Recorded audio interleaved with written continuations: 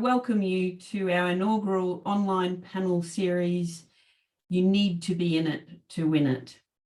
I would also like to acknowledge the traditional owners of the land in which we all meet this afternoon and pay my respects to elders past and present, and also acknowledge Aboriginal and Torres Strait Islander peoples as the first scientists and innovators.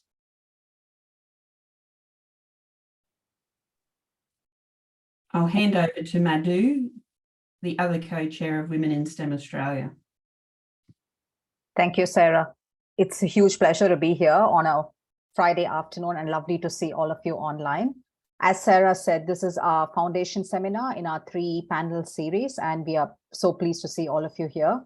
We also have our sponsors with us and incredibly grateful for their sponsorship, which allows us to keep this high quality content accessible to so many of you at this point in time. So I'm going to introduce the 2 sponsors who also have brief messages for you, and then we'll get started with the panel after that. So one of our sponsors is the Department of Industry, Science and Resources, and we have Jason here from their science policy section who will talk to us briefly. So over to you, Jason. Thank you, and hi everyone. My name's Jason Finley and I'm the manager of the science policy team in the Department of Industry, Science and Resources. My team looks after a number of government diversity and STEM programs, including the Superstars of STEM, the Women in STEM Ambassador and the STEM Equity Monitor. We also look after a number of programs to engage people in STEM and get them excited by science. This includes the Prime Minister's Prizes for Science. They're considered Australia's most prestigious and highly regarded awards for outstanding achievements in science, research-based innovation and science teaching. There are 7 categories which recognise the fantastic achievements of our scientists, as well as the critical contributions from our STEM teachers in primary and secondary schools. You may be aware that a number of the awards are targeted at recognising the achievements of early and mid-career researchers who have completed their qualifications within 10 years of being nominated. In addition, we're always looking for opportunities to improve the diversity of award recipients. This year, we made a number of changes to address unconscious bias and encourage nominations from underrepresented groups, including women. The big change was to recognise the impact caused by career interruptions and other relevant circumstances. We have not defined what a career interruption is, and some of the reasons could include caring and parental responsibilities, limited access to facilities, medical conditions, non-research employment and unemployment. The changes have been made in recognition that these types of awards typically tend to favour researchers with long, interruption-free careers. This will enable nominations to be considered in the context of the opportunity and experience of nominees. So, to align with the theme of You Need to Be in It to Win It, I am here to strongly encourage you to apply for one of the prizes. We expect the next call for nominations to open in October. I encourage you to have a look at the website and the guidelines from last round and stay tuned in this space. Even if you don't feel ready now, I encourage you to keep this in mind for the future. We've all heard the phrase, you can't be what you can't see. So we're looking at ways to break down some of the systemic and cultural barriers to encourage more women into STEM and raise their profile. The Prime Minister's Prizes provides a great opportunity to do this. And sorry for the rush, but I think I made my minute. Thank you. Thank you, Jason. That was a lot of information packed in. Thanks again. Over to our other wonderful sponsor, and we have Cara from the Australian Museum Eureka Prizes. So over to you, Cara. Thanks, Madhu. Hi, everyone. Really excited to be here today. My name's Cara Bevington. I manage the Eureka Prizes, which is a program that the Australian Museum set up back in 1990. So this year we're in our 33rd year. When they first started, we had just 3 prizes, and this year in our program are 18 different prizes. So the Eureka Prizes seek to recognise the achievements of scientists, researchers, science communicators, and also school students, people working at all career stages. We've got prizes targeted at early career researchers right through to those who are in more sort of mentoring roles and very established in their careers. So our prizes are open to people who, but not limited to people who might be working in a university, government departments, media corporations, research institutes, and so forth. It's free to enter the Eurekas, and you can sort of self-nominate, or you can ask someone to kind of work with you and put in a nomination. And I just want to say that, yeah, we're, in terms of our sort of approach to inclusivity and diversity, I guess similar to the department, have been trying to make as many changes as we can over recent years based on feedback from various members of the community. I think one of the things that we really love with Eureka's, and I know we've got some of them on the call today, is all the judging panels are made up of your peers. So they are people from across the country, and we don't sort of hide who the judges are. They're all published up on the website, and we've worked incredibly hard in recent years to ensure that we've got a really vibrant and diverse group of judges who are assessing the entries, which I think is incredibly critical when looking through the entrants we receive. And I just want to quickly share one anecdote with that kind of ethos of you've got to be in it to win it behind me. So just 2 years ago now, someone reached out to us very early in our entries open period and said, I've got a few questions. I'm not sure I'm eligible. Could you kind of guide me through the process a bit? Which of course we did, shared all the resources we had. That person went away, did pop in their entry, and actually not only went on to be selected as a finalist, but a winner that year. So someone kind of went from being really unsure that they were even eligible to enter and unsure about the process through to being selected as a winner. So I think it's just a reminder that if you've got questions, you're thinking about entering a prize program, reach out to the people who coordinate it, because there are a lot of resources, there is a lot of guidance to kind of help you put together the strongest entry you can. And I know that sometimes it can be hard to navigate your way through websites and whatnot. So if you are considering it, I think put out that first kind of question or email and just kind of see what resources may be there to help you put together that application. But yeah, enjoy your panel today, and lovely to be with you briefly. Thank you, Cara. I think you answered one of the most burning questions, which most of them wanted to ask. So thank you for that. My pleasure. I'll hand over to Dr. Emma Lovell now. So Emma is actually a senior lecturer and ARC DECRA fellow in the School of Chemical Engineering at UNSW. And she has kindly, come forward to moderate this panel today. So over to you, Emma. Thank you again for doing this. Thank you, Madhu, and good afternoon all. I have the pleasure to moderate today's panel, Nominate and Apply, You Have to Be in It to Win It. So a great author, Patty Azzarello, in her book Rise, outlines 3 practical steps for advancing your career, standing out as a leader, and just liking your life in general. Her approach is simple: do better, connect better, and look better. As women, we tend to over-index on the first. We do amazing, incredible things, often without ask or praise. We excel at our work, particularly in STEM. Typically, where we fall over is connecting and looking better.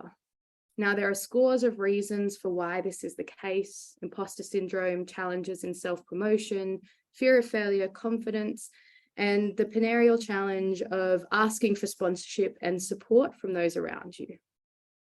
The unfortunate outcome of this is that women may shy away from applying for awards and fellowships when we're deserving for them. And so that's really why we're here today, to learn from a spectacular award-winning panel on their experiences in overcoming these hurdles and gaining recognition for their contribution to industry, to academia, to education, and in government. So we thank everyone for their very many insightful questions that came through during registration. And I know that these questions are all things that were in the back of my mind, so I am very excited to learn from our panel today. If you have any burning questions that pop up about navigating awards and fellowship processes, then please pop them in the chat. But we'll just be mindful that we do only have an hour for the panel, so we'll try and get through as many as possible. At the end of the panel, we'll have the opportunity to move into smaller breakout rooms, and we'll be able to share with each other, and you'll have the opportunity to talk with our panelists and ask any specific questions you might have as well. Okay, so now on to our panel. Today, as I mentioned, we're joined by an exceptional award-winning panel who span broad aspects of what it means to be a woman, in STEM. So whilst I wish I could list out all the incredible awards these STEM experts have won, I think we would be here all night. So instead, I'll introduce each of our panelists briefly, in no particular order, and ask them what is one award that you've won that you're most proud of and why. So first on my screen is Sarah Chapman. Sarah is the head of Department of Science at Townsville State High School and is in her 20th year of teaching. She's the founder of the Townsville STEM Hub and co-chair of Women in STEM Australia, She's won many awards for her contribution, including the Commonwealth Bank of Australia Teaching Fellowship. So Sarah, what's one award that you're proud of and why? Thanks, Emma. I would definitely say the Prime Minister's Prize for Excellence in Secondary Science Education is an award I'm very proud to have won. The reason being is it was an awards program I'd always watched for inspiration and the stories to show my students. And by winning that award, it firstly allowed me to be in a room with 500 people that I looked up to and admired. It provided me with a platform to be able to influence and be a voice for both my students, but also teachers, and really be a change agent, both in education, but also to advocate for regional people in STEM, but also girls and women in STEM. Thank you so much, Sarah. Next, we have Dr. Jiawen Li. Jiawen is a senior lecturer at the School of Electrical and Mechanical Engineering at the University of Adelaide. Jiawen is a superstar of STEM and a recipient of the Young Tall Poppy Award. Jiawen, what's one award that you've won that you're most proud of and why? I won't say those two you mentioned, but I'll actually say something that's very different. Because of very special reason, but I'll share that one. So I would say it's actually the L'Oreal UNESCO for Women in Science Fellowship. It says a fellowship, but it's pretty much an award. So for all the people who are thinking it's a fellowship, actually this one is really, you can actually use the money for childcare. So really, I love that part because as a young mom who actually, really struggle a lot with whether I actually stay at home to do all the things, but I go to certain conference, I can actually use this one to actually do the childcare support. So that's one of the reasons. But other reason is because also, I think to the best of my knowledge, I actually didn't check all the information, but as far as I know, I think I was the only one of my university who actually win this award. So like being the first one, or actually probably still the only one, is really difficult thing that you don't even know what actually it takes to actually win it. So the first time I tried, I failed so badly, and I was like, oh, okay, well, I still have one more year, so why not just put in the same application, pretty much the same. I changed something, but able to actually get to the final stage. I was really, proud of myself, keep consistently keep applying, and then pick myself up. Don't really just think they don't like me and I give up. So I kind of proud of myself being doing through that process. And also really, this is one of the awards that actually bring me away from my typical circle or typical field, because most other awards I get is more like who already I know, like my existing network, but this one actually bring me to other opportunities, other collaboration. So I think sometimes certain awards actually bring in new exciting things that we never imagined. Yeah, absolutely. Thanks, Joanne. And also highlighting the importance of sort of perseverance when it comes to navigating this award and fellowship process too. So next we have Professor Maria Cavallaris. Maria is a founding director of the Australian Centre for Nanomedicine at UNSW and an NHMRC investigator and theme head at the Children's Cancer Institute. Ms. Maria has been the recipient of competitive national and international fellowships, as well as 2 Australian Museum Eureka Prizes as well. So Maria, what's one award that you've won that you're most proud of and why? Yeah, thanks, Emma. Look, what the award I think I'm most proud of is one I would never have expected to win. It was the ASBMB, which is the Australian Society for Molecular Biology and Biochemistry and Molecular Biology Lemberg Medal. And it's one that I've been a member of the organisation for many years. And when I looked at the people who had won this award, they were so high ranking that I thought, no way. So I never bothered applying. And then out of the blue, I got contacted by another amazing woman in STEM who didn't know me very well, knew of me, who basically said, you should apply for this award. And, I went through the whole, I'm not good enough for this. I looked at who got it. Many of them were directors of medical research institutes or, other sort of high standing people. And so I took her advice and she really encouraged me to do it and found nominators, and I got it first go. And that was really exciting. It made me realize also that even though I had other awards, you still have this imposter syndrome about applying for awards. And it was fantastic to get it. It brought a lot of recognition, but I think it's also, you become a role model for people. And, many people have come back to me to talk about how to apply for awards, based on some of this as well. So I would say that's probably one that I'm particularly proud of. Yeah, it's very powerful. And as we just heard before, you can't be what you can't see. So the more that we have and more exposure that we have, the more we can hopefully snowball in that space. So next up, we have Natalie Chapman. Nat is the Managing Director of GemMaker, an award-winning commercialization agency that works with research organizations and innovative businesses to bring their innovations out of the lab and into use. Nat has been awarded the Man Ratingman Medal and Female Entrepreneur of the Year in Asia, Australia, and New Zealand at the Stevie Awards. So Nat, what's one award that you're most proud of and why? So, I guess the proudest award for me is the Telstra Business Award that we won for New South Wales as a micro business when we were, I think we were about 5 or 6 years old at that particular point. And when I first started business, I'd been working at ANSTO for 10 years, the Australian Nuclear Science and Technology Organisation, and I'd been commercialising technology in there. And I thought I, had learnt a lot, built lots of networks, and I thought perhaps I can build a business in this area that can accelerate commercialisation of Australian research, easier outside of a research org than inside a research org. And so I built a team and I pulled them together and did the whole roller coaster of going up and down as a business. And so, to actually win an award in a business category against other businesses was, I guess, very satisfying. I was wondering, would I be in business at that point? Do I know what I'm doing? And so it was a real validation of what I was doing. And it also obviously brought in more business for the business, because then externally people then thought, yes, you know what you're doing.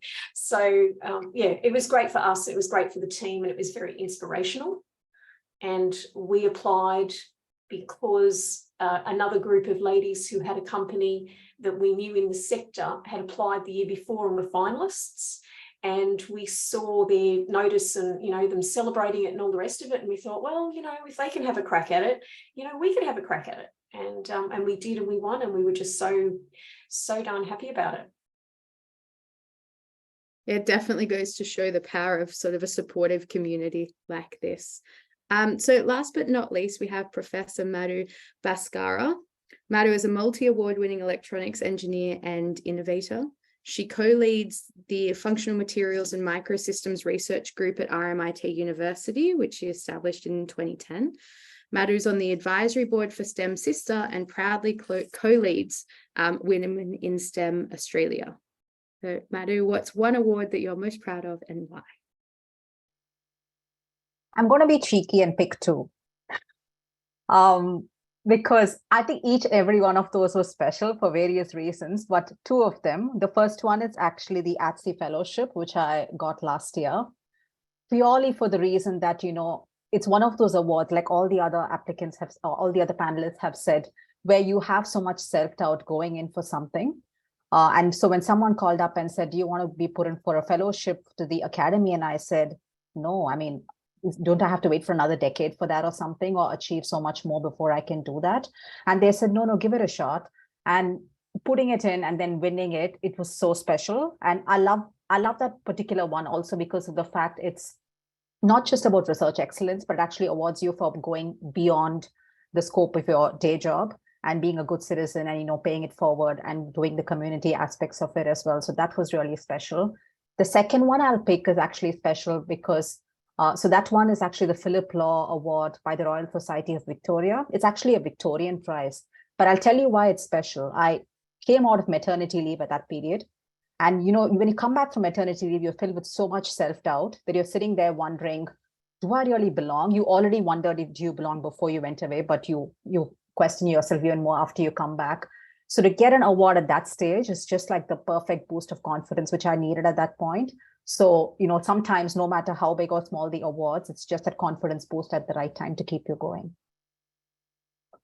Thanks, Madhu. And I think all of your stories really do highlight the power of these awards, not just impacting careers and recognition and impacting your exposure to people externally in your business, but also in terms of internal confidence and the right to be, particularly a woman in STEM. A lot of this is sort of navigated with self-doubt, and there's these imposter syndromes and those failings, and that's why also maybe openly discussing and sitting comfortably with failure is a really difficult thing to do, but also very important. So Joanne, in your introduction, you spoke about sort of how you applied the first time and weren't successful. So I was wondering if you could maybe expand on how you navigated that failure and what you learnt from it in terms of moving forward and applying for other grants and fellowships and awards as well. Yeah, I think many often like several awards or even fellowship, I had to actually apply twice or multiple times. And then one thing I found like so useful after like I have been through, the self-doubt and actually always thinking I'm probably the worst person. And then all those, those moments thinking, okay, I should give up my career or something. But then one of those that actually changed all the dynamic or changing all my mindset was actually having very good mentors. They doesn't have to be exactly like, the superstar mentors. They could be just even our peer mentors or someone who is a very good friend, but they're able to actually, be there and then know that we have our weakness. We have something that we're not good at, but still be there also telling you how good you are. There's so many things that we're good at, and they're actually helping us to see that and helping us to turn the story as well, because many often the awards application or fellowship grant application is all about the story. So they help me to actually talk about and thinking about whether that story fits that particular fellowship. So I think usually those are very useful parts. Yeah. Yeah, absolutely. Sarah, did you have any examples in terms of a failure to be successful in when you applied for an award or a fellowship and how you navigated that?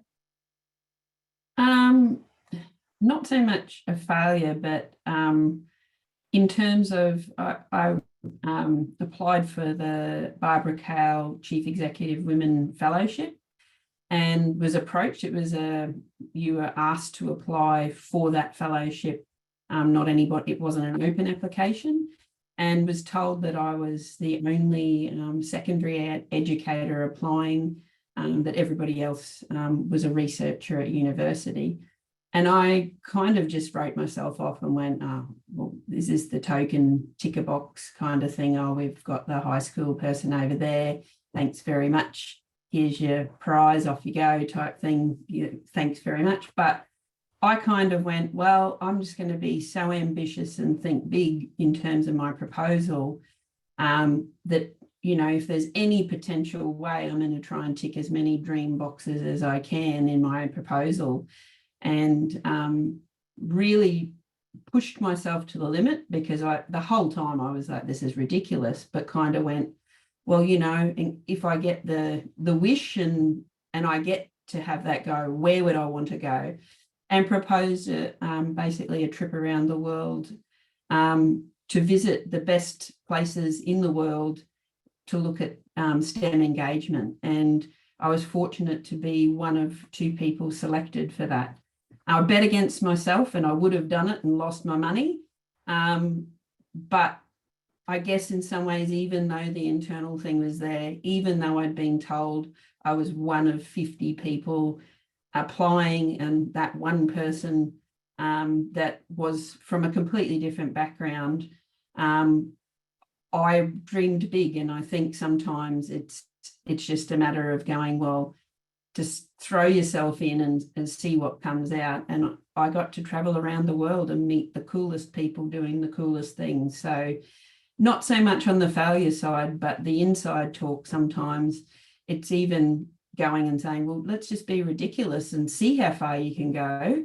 And, if you don't go and if you don't try, you don't know. So to me, I would certainly say that's a piece of advice is, dream big and see where it takes you. And you never know if somebody goes, oh, I love that idea, and opens the door to you. Yeah, absolutely. So off of the back of that, and something that Madhu said about the ATSI fellowship as well, I'm wondering, Madhu, how do you know when you would be ready or competitive to apply for these awards? This question came in a lot in the registration in terms of sort of working out when you're ready and whether it should be self-assessment or talking to others. So can you give some advice on how you navigate that? I think the ATSI was probably more of an outlier for me, where someone actually said, go ahead, apply for it, or we will nominate you for it. Most of my awards, I think, were self-nominated. So, there's more of that self-assessment which goes into it than you realize. The way I usually do it is look at who won it before and kind of almost pit myself against that and see, do I even have a reasonable chance? That usually gives me a reasonable idea in terms of understanding, is this something I can go for, and is this worth putting my time and effort into? Nevertheless, every single time I usually need somebody pushing me to do it.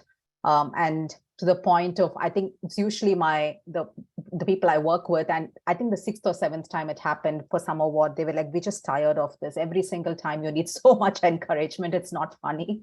So, but the good thing with me is that if I put it in once and it didn't get up, I'm persistent. So I will reapply because it's already written up and it's so much less effort just to put it in again. So I don't need encouragement to reapply. I need a lot of encouragement to apply. Rewriting or just recrafting or redrafting something is much easier for me to do. And once you're in, some award schemes give you some feedback, which is kind of useful. A lot of them don't, unfortunately. And there have been quite a few where I've applied even 5 or 6 times and never got up. So hang in there, sometimes you do get in, and sometimes the self-assessment works, but sometimes, like I think Kara said at the very beginning of the panel today, you can always reach out to them and ask them if they think you stand a good chance. The people who are actually organizing the award or the fellowship, sometimes they'll be able to give you good advice as well.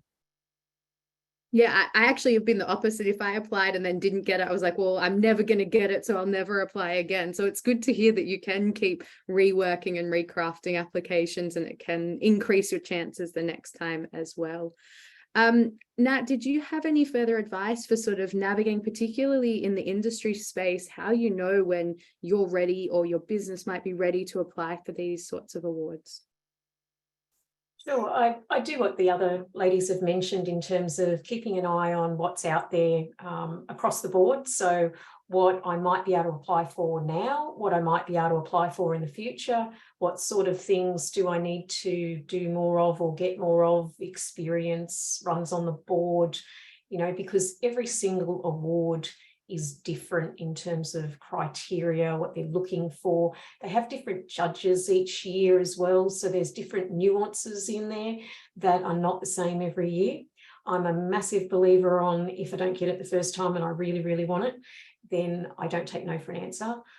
That goes for whether it's a job, a grant, you name it. And all of this advice that we're giving at the moment, if you're applying for an award, a grant, a fellowship, a job, whatever, same principles apply in that you are selling yourself, you are answering a series of questions, you're providing evidence of why you're fantastic at this, that, and the other. So the quicker we get more comfortable with selling ourselves and promotion, and I'm not talking about in a, geez, I'm so awesome and blah, blah, it's well earned.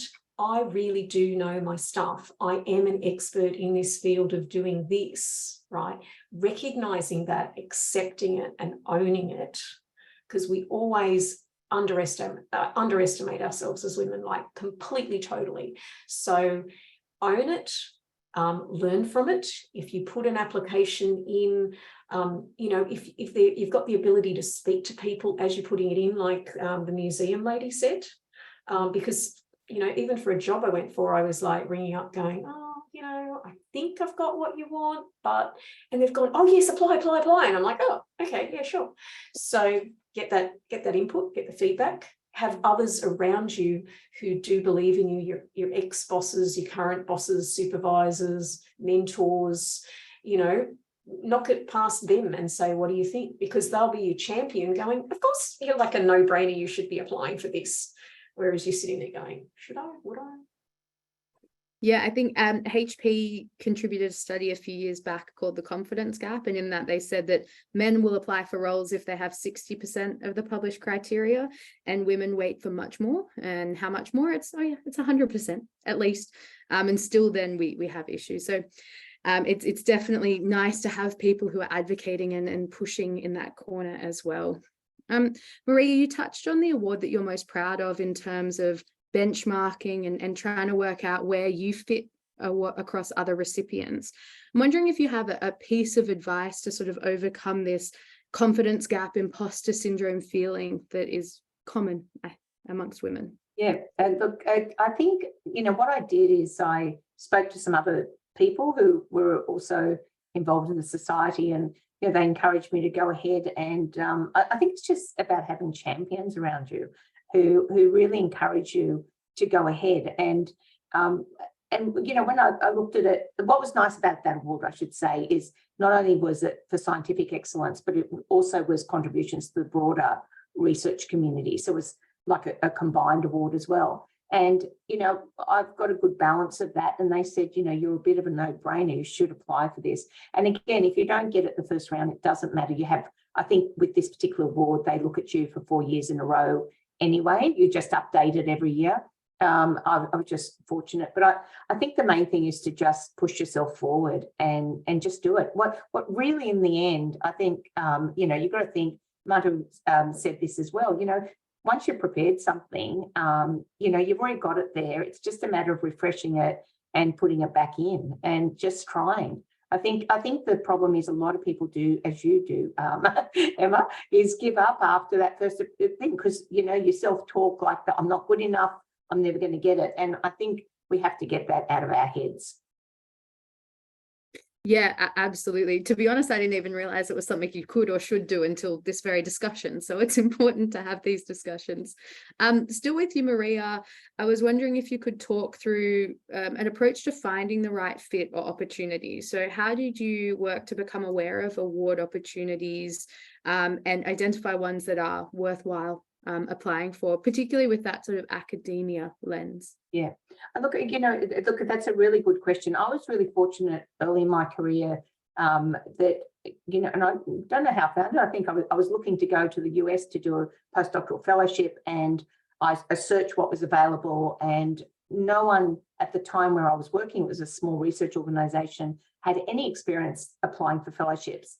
And I applied for this World Health Organization International Agency for Research on Cancer Fellowship. And I put it in really myself. I had no rule. I was just out of my PhD, put it together. The process, if you got shortlisted, you did an interview, which they did it over the phone. And remarkably, I got it. It was one of 13 worldwide, which enabled me to go to the Albert Einstein College of Medicine in New York, which was a fantastic experience. And I think that gave my initial confidence. While I was there, my research went really well. And the person I was working there, who was an amazing female mentor, one of the few professors at the Einstein, female professors at the time, then put me up for Women in Cancer Research with the American Association of Cancer Research. And I won that. And that sort of got me into sort of thinking I should do that. But then I had a bit of a lull when I got back to Australia with a bit of a loss of confidence, and took a few years, but I went back, and my first Eureka Award was in 2007. And, I think it does help to have people who believe in you and encourage you, but you also have to believe in yourself and put yourself forward for these things. Yeah, absolutely. Joanne, do you have any, for example, the L'Oreal UNESCO Women in Science Fellowship, or even the Superstars of STEM and the Tall Poppy, how did you become aware of these opportunities and decide that they were the right ones for you to apply for? Yeah, so I think for my case, I usually look up like some of the role models. I can follow them. Like you can follow them on Twitter, or could just once you know them, you can actually follow. For my case, because as like more like a migrant to this country, I use Madhu as my, my role model. I can see what Madhu has, where she is at. She's probably 10 years, 15 years ahead of my career. So I can actually look at where she got 10 years ago, and then I can see whether I can apply for some of those. But in addition to that, you could also have like this good, friendly, supporting network. I have some peer mentors. They're almost the same career stage as I do. So the Superstar of STEM, I didn't thinking about applying back then, and also I just feel like, I don't have the story to stand out from the crowd. But then one of my colleague and also very good friend, Pallavi, she said, oh, actually you can have a go. And she's more like from Indian culture, but then she told me, actually the Asian one could be like the Chinese culture. It could talk about the bamboo seeding or some story about that. And then I'm like, oh, actually, I didn't realize I could actually have a very different angle. And then talking about it, and a lot of words like that is actually about diversity. So I think there are plenty of opportunity that even though we may think we're just not the typical face that they're actually showing up there, but then they actually may have been looking for someone like you to actually representing it. So really having a good friendly group that's supporting each other, I found really helpful, and also definitely role model helps. So that's the two thoughts I really found. And also university sometimes send out information, but some of those needs to be very tailored for yourself. So yeah. Yeah, I think it's a great answer. And a question that came through online was how to find more chances to win awards for people from culturally and language diverse women. And so that advice, I think, is really powerful in applying across that space too. Sarah, would you be able to talk about finding opportunities for awards and fellowships within the education sector specifically? Absolutely. Well, especially STEM education, there are lots of different opportunities that teachers can look for and apply for. The Prime Minister's Prize being one that I think is very special and allows you to, like what was said before, swim in a different pool and meet networks that you wouldn't normally swim in. And I did a science degree first, so I think I'm more a scientist a lot of times than I am a teacher. So being in a pond with a lot of scientists is just absolute Christmas for me. So having that opportunity is really good. In terms of, I guess, where to get information, educators get a lot of emails about opportunities. In saying that, I didn't learn about awards that I have applied for that way. One thing that I've always looked for is either funding to do special projects in school, or the opportunity to tell a story about great things that kids are doing in my school around STEM. And being in a low socioeconomic school, that's dream stuff. Again, the dreams comes out that you might always want to do, but you don't have the money to be able to do it. So a lot of the prizes and grants that I've applied for were purely to get funding for my kids to be able to do things that without that, we wouldn't have been able to do. So searching in Google for things like STEM Education Awards, STEM Education Grant, or Teacher Grant, Education Grant. For example, the Commonwealth Bank Fellowship you mentioned before, I actually searched that out and saw, oh, it's a grant. I can do this special project with my kids, and applied, not realizing that it was actually also an award for the teacher.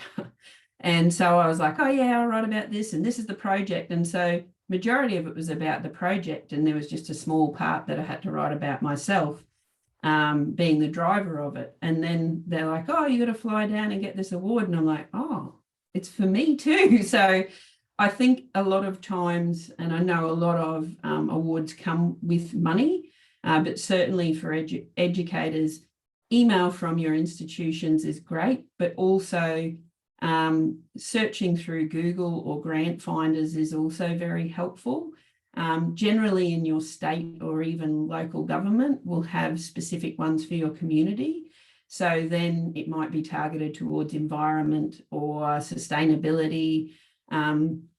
So I keep my eye out for things like that, because then it allows me to be able to put the icing on the cake and provide my students with opportunities they normally wouldn't be able to. So yeah, definitely keep an eye out, but also connect with your community, state, and also nationally through grant finders. Having trouble finding the unmute button. Thank you, Sarah. So we've heard about across academia and education. Nat, I was wondering if you had any specific advice for those looking from an industry award and fellowship perspective. I find that the association, so if you're from a technical field, say there's the Royal Australian Chemical Institute, there's the Physics Institute, there's Engineers Australia, so they're a good starting point for awards that are aligned with your technical background in the first place. And then there's a series of business awards, and literally you can type in business awards and you'll find that there's export awards, there's business awards from startups all the way higher. Each of the universities have alumni awards. So if you're an alumni from a university, I happen to be an alumni from 3 universities, so that's awesome. I can put in applications in 3 of them in different categories. And the other thing is some awards are actually easier to get than other awards as well. So, it might have a smaller number of people that are applying, it's more niche in a particular area. And it doesn't matter what awards you apply for, because it's like my daughter went to a really small school and there were like 3 of them in like 3 girls in year 6. And so when they did the running or the swimming or whatever, she'd come at least 3rd, right? And she'd be like, oh, I came last. And I'm like, hey, you came 3rd. You actually came 3rd, right? And so same with like fellowships and awards. There are some fellowships that are easier to get because of the different criteria they have, and they're for newer researchers. It's the same with business awards, that there are business awards for, say, a startup company, or it might be your local Sutherland Shire Business Awards. So, as soon as you are an award winner, it's much easier to apply for other awards and get them. Because, when the Telstra Awards were being done, one of the judges came out to our office to have a look around and see our business processes. And the comment made was, well, you just won that International Award for Innovation. That's so impressive. And it's like, see, they're already saying you're an award winner. And so they feel justified when they're choosing you as well, between others and all the rest of it, that you are an award winner. So they must be on the right track if they are choosing you for another award. So, just go for every opportunity and look at it as being the award winner. The fact that there were only 2 of you in your category doesn't matter, because you put in the application and believed in yourself and you were the best applicant in that category. So use it. Yeah, absolutely. And it aligns really well with what Maria was saying about sort of the momentum that comes with getting awards, and maybe the confidence then to continue applying as well. So we've spoken about sort of the confidence gap and overcoming imposter syndrome and finding the right opportunity and right fellowships. I think the next thing is actually writing the application and how to navigate that process. So Madhu, I was wondering, it takes a lot of time, and we're all very time poor at the moment, to prepare an application. Do you have any tips for generic wording, which you include in all submissions, or something in terms of putting together and navigating that process? I would actually say start small, and it's a bit of what Nat said, fab advice, Nat, which is, you don't have to start with the biggest award which is ever there. I think my first ever award or prize was actually a travel grant to go to a conference, right? It's a very simple application. It's just probably 3 boxes and you justifying why you need to be there at that particular conference and what value you're going to bring. Once you get used to writing smaller things like that, it's easy to keep building towards writing bigger and bigger applications. And more often than not, the tune of it has to change, because some awards, you're applying because they're an impact award. Sometimes you're applying because it's a career excellence award. Sometimes you're applying because it's a team award, right? So I don't think you can use exactly the same application for every single one. There will have to be subtle changes made every single time. But once you've got the story going, a lot of it can be reused. And to be honest, the referee letters, for instance, are pretty much, the same for me in terms of, more often than not, at least a lot of it is pretty much the same thing, what references and the referees are actually talking about. So yeah, I would say start small and then build your confidence towards applying for the bigger ones, and that way it's easier to tackle. One tip I would give is probably, if you are fortunate like me to lead a group, start early with them as well. So within my own research group, we actually have our own FMM, which is our Functional Materials Microsystems Prize. So every year we open out that prize, have a set deadline, and encourage our team members to actually write an application as to why they deserve the prize for that particular year. And there have been instances, it closes on August 31st, and I've had instances where September 1st, they come in and go, oopsies, and I'm like, nope, it's gone, it's done. You can't, it's closed, it's gone, no extensions, right? Because no one outside is going to give you an extension. So they learn the hard way sometimes, but that sometimes is the easier way to learn because it's an internal one. And then they learn to write and articulate and talk about their achievements. It's an internal one, so it gives them practice. We can give them a lot of feedback. And then that way they then set up to go outside. Yeah, that's a great idea in terms of advice for training our younger generation as well, to navigate this process. So another question that was written in was about sort of the story of your application. And Sarah, you mentioned earlier about the opportunity to tell a great story when you write your application. So the question was, succinct and compelling nominations contain a story. How do you pick what story to focus on? I think a lot of times, especially with education, teachers do so much outside the classroom. And a lot of times they'll pride themselves in those extracurricular things. But a lot of times, especially with education, it's looking at what do you do inside the classroom and the impact that you make. And I'd say more broadly with awards, it's understanding if they're asking you for an impact or benefit towards a particular group of people, it's making sure your story matches what the award criteria is asking.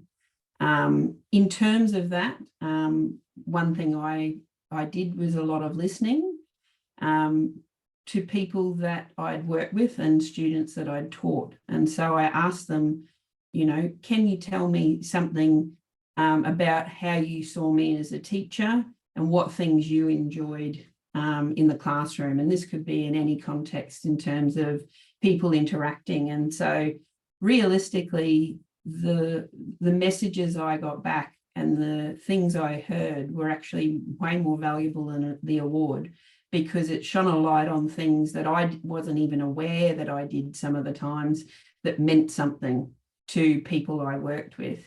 And I think that helped me shape and go, well, if I kept hearing the same thing and it aligned to a criteria, that would be the story I chose. A lot of times as well, it's not choosing a story where it's, and everyone felt great at the end.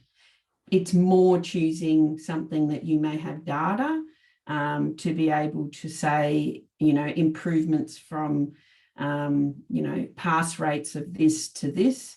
Could be a certain number of students that have engaged. It could be making a certain amount of money. It could be a new innovative product. It could be being a successful business with a certain number of people. Data behind any story validates that story. So always it's the icing that goes on that story. If you just tell the story, it's just a story. A story that shows impact needs to have some sort of data behind it to validate that. Yeah, that's great advice in terms of selecting a story that has impact, but also a quantitative, undisputable measure of impact, which also will then help in that selling yourself and confidence, because it's numbers that can't lie. So yeah, that's really powerful.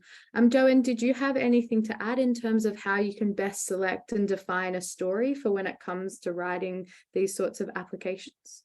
Yeah, I totally agree with Sarah. Like collecting some testimony, some numbers, some fact. I think that helps so much. It's not only making your application like looks like people remembers it, because otherwise it's all about like, oh, this person is excellent, outstanding, but you actually need some fact to be supporting it. I found that really helpful. And sometimes it's hard to actually come up with it when you're actually writing the application. So it's good. I actually got this advice from my mentor.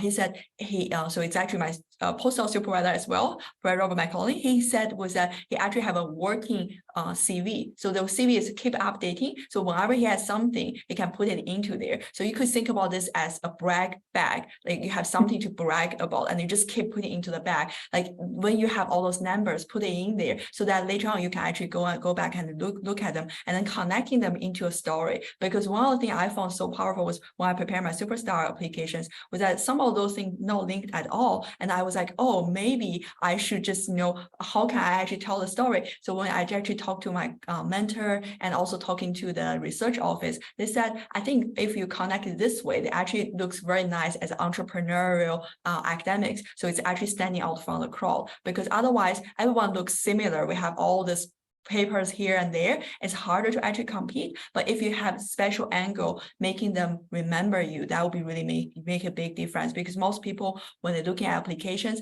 they're usually very tired, midnight, looking at your application only has 30 seconds. So how we really make it easy to remember. The fact helps, and also connecting the story to make it unique about yourself and make it easy to remember. I think all of those will tick the box. Yeah, I think the idea of having a living CV or a brag bag is wonderful, to be able to sort of keep growing that as well. And the brag bag I've never heard of before, and I will be using that moving forward. There's often a balance you have to strike in an application between sort of highlighting your skills without sort of overestimating or maybe bragging too much. So Maria, do you have any advice on how you walk that line between selling yourself without overselling yourself? That's a really good question, actually, Emma, because I also judge a lot of prizes as well. And I think if you let your story speak for itself, get your enthusiasm about what you do, back it up, as we've already heard, with evidence for what you're saying as well, it really does make a huge difference. And recently I had someone actually, last year, review my investigator grant, for example. I was unsuccessful for 2 years in a row, and I was like, oh wow, this is unusual. I've had 13 years of continuous scholarship funding. And I got someone to look at it, and they actually took out almost all my brag words. They said, you have an amazing story.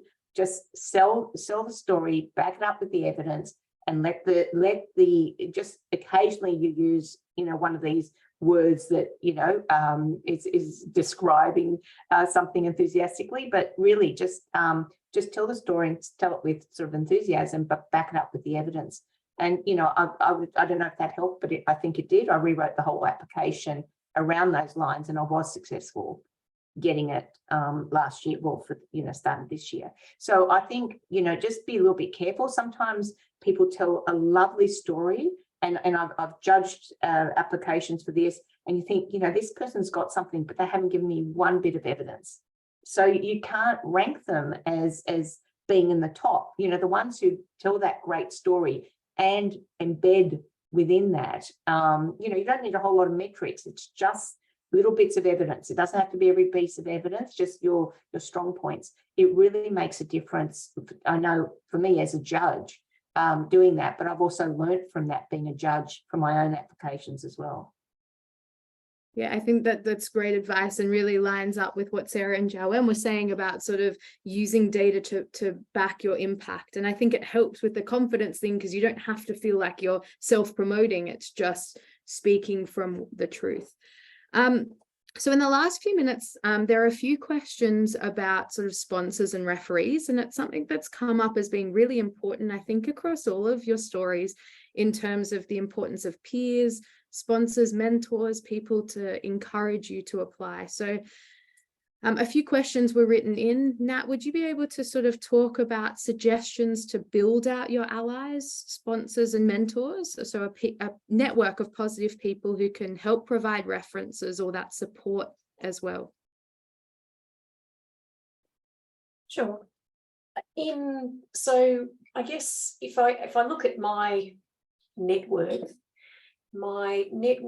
is, when I started the company, I went to a business office to get help, and from one of the ladies who runs it and does business coaching and whatever.